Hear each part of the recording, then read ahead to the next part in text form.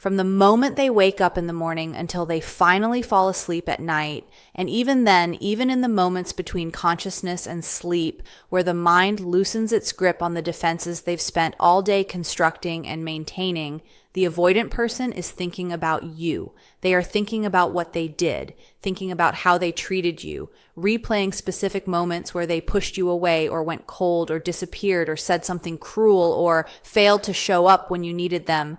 And this is not an occasional fleeting thought that passes through their mind and dissolves without impact, but a persistent, torturous mental presence that they cannot escape, cannot silence, cannot rationalize away, no matter how desperately they try to construct narratives that would make their behavior justified or understandable or necessary. Not a single day passes without them confronting what they did to you, without the memory of your face when they hurt you, without the echo of conversations where you told them exactly how their behavior was affecting you, and they either dismissed what you said or withdrew further, or made excuses that they now recognize were transparent defenses designed to avoid accountability for pain they were inflicting on someone who loved them. The guilt is constant.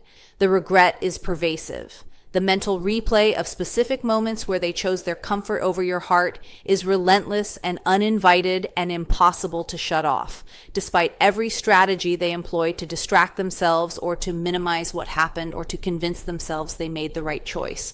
They try everything, staying busy, filling their time with other people and activities, telling themselves the relationship wasn't right anyway, focusing on your flaws to justify their behavior, reminding themselves they needed space and that their withdrawal was self-protective. But none of these strategies work because somewhere beneath all the defensive narratives they're constructing, they know the truth. They had someone who loved them genuinely, who saw them clearly, who was patient with their wounds and understanding of their patterns. And they destroyed that by choosing fear over love, by letting their defenses win every single time they mattered most, by treating the most important person in their life as if that person was disposable, when actually that person was irreplaceable. And now that person is gone, and the absence of them is a wound that heals nothing. No day passes where the avoidant doesn't feel the full weight of exactly what they lost and exactly what their behavior cost them. The specific moments throughout their day where you invade their thoughts uninvited. The avoidant person doesn't think about what they did at convenient scheduled times they can manage and control. The thoughts arrive uninvited throughout their day, triggered by specific moments and sensory experiences that bypass their defenses entirely, pulling them back to memories they'd rather forget and confronting them with feelings they'd rather never acknowledge. They think about you the moment they wake up, because mornings were once shared, and now morning feels empty in ways sleep cannot fix. Before the relationship ended or before things became irreparably damaged, mornings had a different quality. There was someone to text when they woke up, someone who might be beside them, someone whose good morning message might be waiting on their phone. Now they wake up and the first conscious thought is absence. The bed is empty, or the phone has no messages from you, or the morning lacks the warmth that your presence brought without them, ever acknowledging how much that warmth mattered while it existed. This morning confrontation with your absence happens before they've had time to construct defenses, before they've put on the psychological armor they'll wear for the rest of the day. In that raw, undefended morning moment, the regret hits them with a force they spend the entire day trying to manage and contain. Morning is where the guilt begins fresh each day, reminding them before they've even fully woken that what they did and who they lost isn't something they've moved past, but is an ongoing wound that reopens with the first light. They think about you during their commute or drive, because being alone with their thoughts without distraction is exactly the condition their mind uses to force confrontation with what they did. The avoidant fills their life with noise, podcasts, music, phone calls, anything that prevents silence. But even with these distractions, their mind breaks through during the commute, during the drive, during any transition between activities where attention isn't fully occupied. A song comes on that reminds them of a moment you shared. They pass a restaurant where you ate together. They drive past a neighborhood where you lived. These sensory triggers bypass whatever mental distraction they've constructed, and pull them instantly back to a specific memory of you, a specific moment where they saw how much you cared and responded with withdrawal, a specific conversation where you expressed a need they couldn't meet and they felt the guilt they've been carrying since. The commute becomes a daily gauntlet of involuntary memories they must navigate before reaching wherever they're going, and they arrive at their destination already carrying the weight of confrontation with what they did, a confrontation that hasn't even fully begun for the day. They think about you when they accomplish something because every achievement now feels hollow without you as a witness. They get a promotion, finish a project, receive praise, achieve a goal they've been working toward, and instead of feeling satisfaction, they feel emptiness because you were the person they'd have told first. You were the person whose pride in them would have made the accomplishment feel meaningful. You were a person who genuinely cared about their success and whose celebration of it felt more valuable than any external recognition. Achieving something without you to share it with reveals how much meaning you provided that they didn't recognize while you were providing it. The accomplishment triggers a specific regret. I had someone who would have celebrated this with me. I destroyed that. Now I succeed alone, and it means nothing. This hollow feeling during what should be positive moments is a daily reminder that what they did cost them not just the relationship, but their capacity to experience genuine joy in their life. They think about you when they see couples together in the grocery store, walking down the street, sitting in restaurants, because seeing what you had together, seeing what they destroyed, makes abstract regret suddenly viscerally painful. The avoidant has become hyper-aware of couples in public spaces.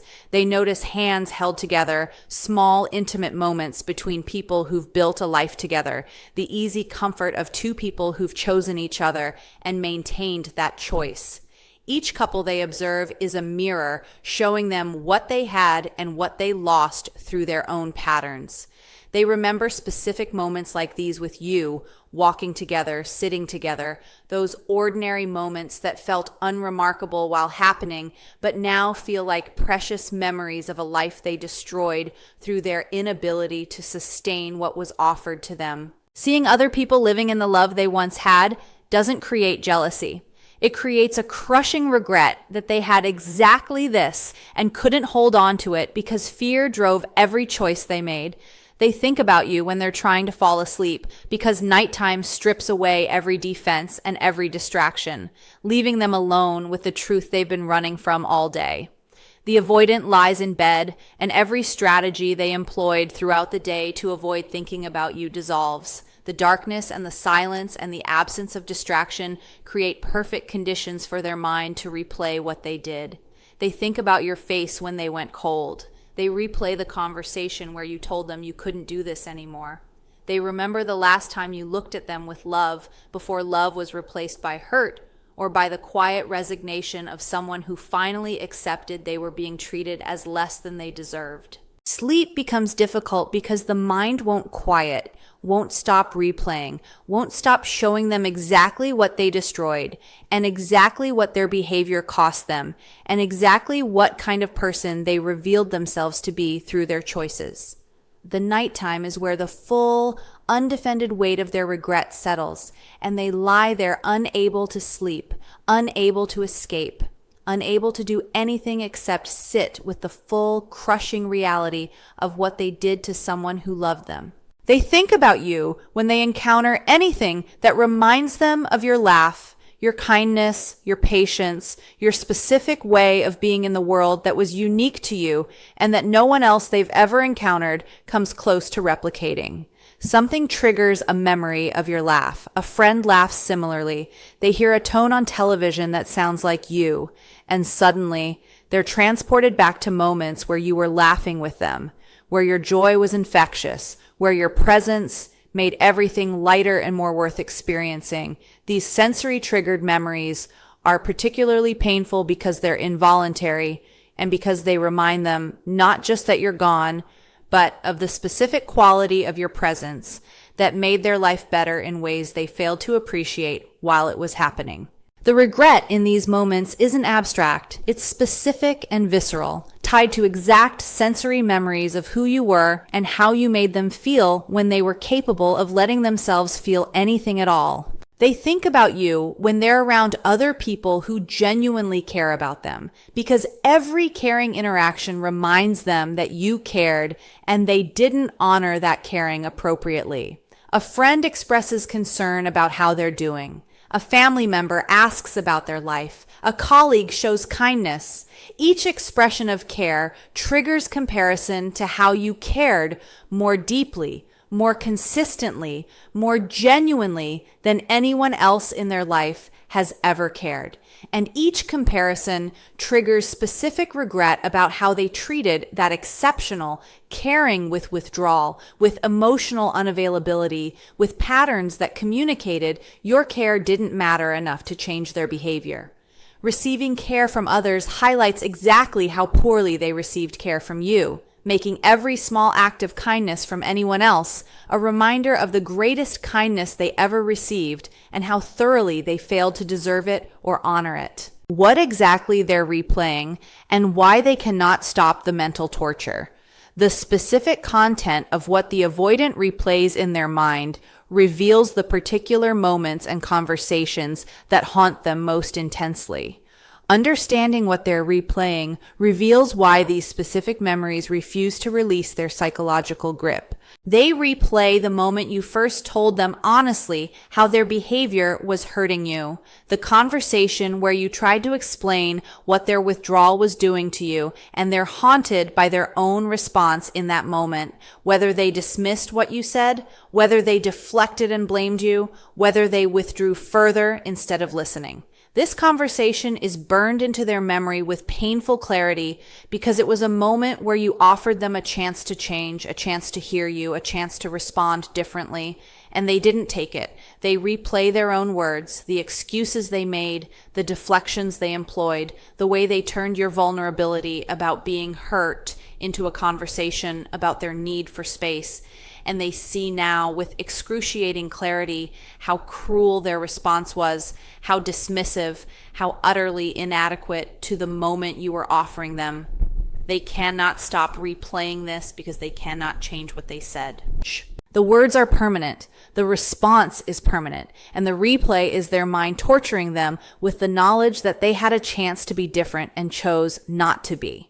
They replay specific moments where you were vulnerable with them, sharing your fears, expressing your feelings, opening your heart, and they remember exactly how they responded and how their response either honored or destroyed that vulnerability. They think about the time you cried in front of them and they didn't know what to do, and they withdrew instead of staying present.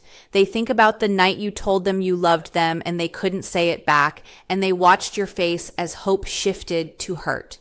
They think about the morning after an intimate night together when they felt the pull to create distance, and they saw you sleeping peacefully, and they knew what they were about to do, go cold, create space, pull back, and they did it anyway because fear was stronger than their desire to be worthy of the trust you were showing them. These replayed moments of your vulnerability, followed by their inadequate response, are particularly torturous because they reveal the gap between what you deserved and what you received, a gap that was entirely their choice to maintain. They replay the ending, however the relationship ended, whether through dramatic conversation or through gradual fade or through your final goodbye message or through the silence that followed your decision to stop pursuing. They replay the last words exchanged. They replay your face in that final moment. They replay whether you left angry or sad or resigned or simply done. They replay whether they said anything meaningful in that moment or whether they let it end without acknowledging what was being lost. The ending is replayed most frequently because it's the point of no return, the moment where everything that came before became permanent. All the hurt, all the withdrawal, all the missed chances to be different became final when the ending occurred. They replay it, searching for the moment they could have changed the outcome, the words they could have said, the choice they could have made differently, even though they know intellectually that by the ending the damage was done and no words in that moment could have undone it. They replay moments where you showed them grace, where you forgave behavior that should have been unforgivable, where you gave another chance when you should have walked away, where your patience and understanding exceeded anything they deserved. These replays are particularly painful because they reveal the gap between what you gave them and what they gave you. You gave grace, you gave patience, you gave chances, you gave understanding. They gave withdrawal, they gave cold behavior, they gave excuses, they gave patterns they knew were hurting you, and they continued anyway. Replaying your grace alongside their response reveals the profound asymmetry of the relationship. You were consistently generous while they were consistently self-protective. And this asymmetry is difficult to face because it proves they weren't worthy of what you offered while you were offering it. They replay conversations where you tried to understand their patterns, where you expressed genuine curiosity about their withdrawal rather than anger, where you attempted to help them see their behavior clearly.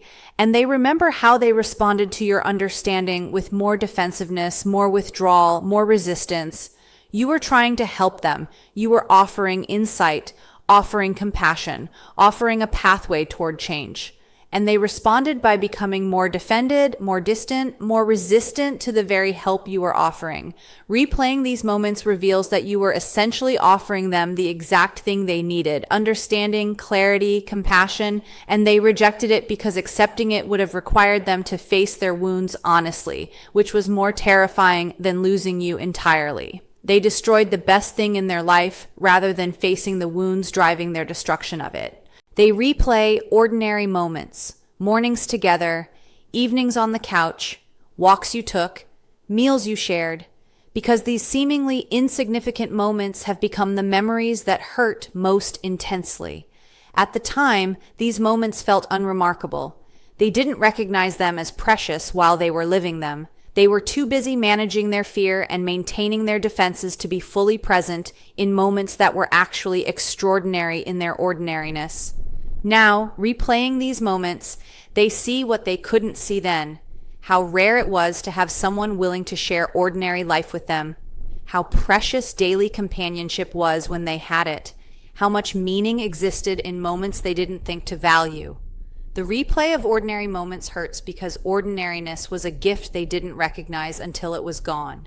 They replay moments where they chose withdrawal over connection, the times they could have stayed present but chose to create distance, the times they could have responded with warmth but chose coldness, the times they could have been vulnerable but chose to defend. Each of these choice points is replayed with recognition that they had an option, that staying present was available to them, that warmth was a choice they could have made, that vulnerability was possible, even though it was terrifying. The replay reveals that their destructive behavior wasn't inevitable. It was chosen. Not consciously chosen with full understanding of consequences, but chosen nonetheless. They had the capacity to respond differently in those moments, and they didn't. And replaying those moments now with a clarity they lacked then creates regret that cannot be resolved because the choices are made, the moments have passed, and no amount of regret can undo choices that have already destroyed what mattered most. How the guilt and regret is eating them alive in ways they'll never admit to anyone. The avoidant person's guilt and regret about what they did to you isn't something they express openly or process healthfully. It's consuming them internally in ways they hide from everyone while it systematically destroys their peace, their relationships, and their capacity to move forward. Understanding how this hidden guilt manifests reveals the depth of their suffering.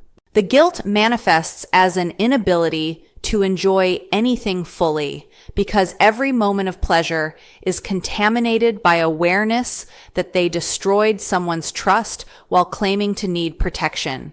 They go out with friends and laugh, but beneath the laughter is a persistent awareness of what they did. They watch a show they enjoy but cannot fully lose themselves in it because part of their mind is simultaneously replaying a conversation where you expressed how their behavior was affecting you.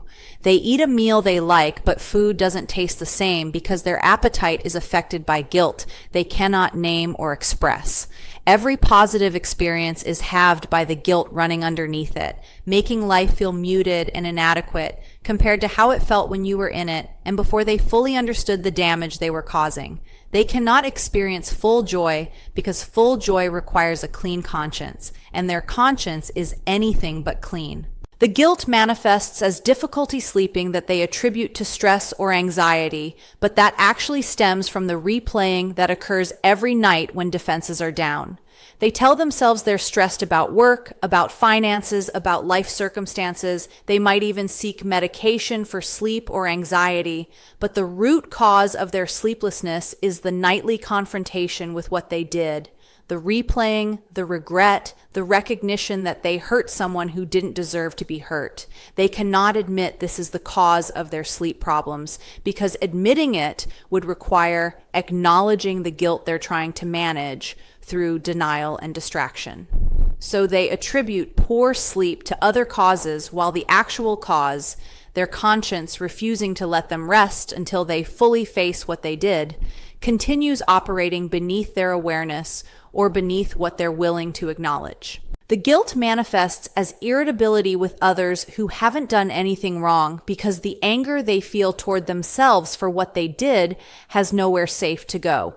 They snap at friends over minor things. They're impatient with family members who don't deserve impatience.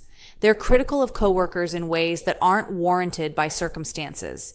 This irritability isn't about the people they're directing it toward. It's self-directed anger about their own behavior, about who they revealed themselves to be through how they treated you, about the fact that they had an extraordinary person who loved them, and they destroyed that through patterns they could have addressed if they'd been willing to face their wounds. The anger has to go somewhere, and since they can't direct it toward themselves without confronting the guilt they're avoiding, it gets misdirected toward others who are convenient targets for frustration that actually belongs to their own conscience. The guilt manifests as hypervigilance about how they treat others now, overcorrecting in other relationships in an unconscious attempt to atone for how they treated you. They're suddenly more attentive to friends, more responsive to family, more present in professional relationships than they were before. They're checking in on people, asking how others are doing, being more emotionally available than has been their pattern. This isn't a genuine transformation, it's guilt-driven compensation where they're trying to be a better person in other areas because being a better person in the area that mattered most, their relationship with you, is no longer possible. They can't make amends to you, can't undo what they did, can't go back and respond differently in those crucial moments. So they channel the guilt into being better elsewhere, which provides temporary relief, but doesn't resolve the actual guilt because the actual guilt is specifically about you and what they did to you, not about how they treat others. The guilt manifests as physical symptoms they attribute to other causes, headaches, stomach problems, muscle tension, immune system weakness, that are actually stress responses to the chronic guilt they're carrying without processing or expressing. Their body is holding the guilt even when their mind is trying to rationalize it away. The chronic stress of carrying unprocessed guilt creates physiological effects that manifest as symptoms they treat with medication or lifestyle changes that address surface symptoms without addressing the underlying cause. They see a doctor about persistent headaches. The doctor suggests stress management or medication, and they comply. But headaches persist because the stress causing them isn't about their job or their schedule or their general life circumstances. It's about the specific, unprocessed guilt about how they treated you. Guilt that sits in their body as chronic activation that no amount of lifestyle modification can resolve without actually facing and processing the guilt itself. The guilt manifests as comparing every new person they encounter romantically to you and finding everyone profoundly lacking, which they interpret as difficulty moving on, but which is actually guilt about having destroyed the best option they ever had. They date someone and the person is nice, is available, is willing to be present and consistent in ways you wanted them to be. But the guilt about you makes it impossible to invest because they know they destroyed someone better, someone more meaningful, someone who understood them at a deeper level. Every new person feels like a consolation prize that confirms what they lost was irreplaceable. This comparison isn't just about missing you, it's about guilt making every new person feel undeserved. They don't believe they've earned another relationship with someone genuinely exceptional because they proved through their behavior that they don't know how to sustain one. The guilt about you follows them into every new romantic possibility, poisoning it before it begins. The guilt manifests as moments of unexpected, profound sadness that seem to come from nowhere, but are actually triggered by internal confrontation with what they did, surfacing without warning in the middle of an ordinary day. They're at the grocery store and suddenly feel overwhelming sadness that brings tears to their eyes. They're driving and suddenly feel a crushing weight of something they can't name. They're at work and suddenly feel like crying for no discernible reason. These unexpected emotional surges are guilt breaking through their defenses without warning, their conscience forcing them to feel what they've been trying to avoid feeling, the full weight of what they did to someone who loved them, and the recognition that this loss is a permanent consequence of their own choices. They cannot identify the source of these surges because they've compartmentalized their guilt, but their emotional system knows exactly what's causing them and forces the feeling through, regardless of when or where they occur. What their daily torment over what they did means for you and your healing. The avoidant person's persistent daily suffering over what they did to you has specific implications for how you understand the relationship, for your own healing process, and for how you interpret their behavior and their silence. Understanding what their torment means helps you make peace with the situation that otherwise feels unresolved and painful. Their daily torment means the connection you felt was real and significant, even though their behavior didn't consistently communicate this, validating your perception that something meaningful existed between you. If what they did didn't matter to them, they wouldn't be tormented by it daily. If you didn't matter to them, replaying how they treated you wouldn't cause this level of suffering. The fact that they cannot stop thinking about what they did proves you were important, proves the relationship was significant, proves that despite behavior that communicated otherwise, you mattered more than their actions suggested. This validation serves your healing by confirming you weren't imagining the depth of connection, weren't fooling yourself about the significance of what existed between you, weren't investing in something that was one-sided. It was real. It mattered. They know it mattered because they live with the consequences of destroying it every single day.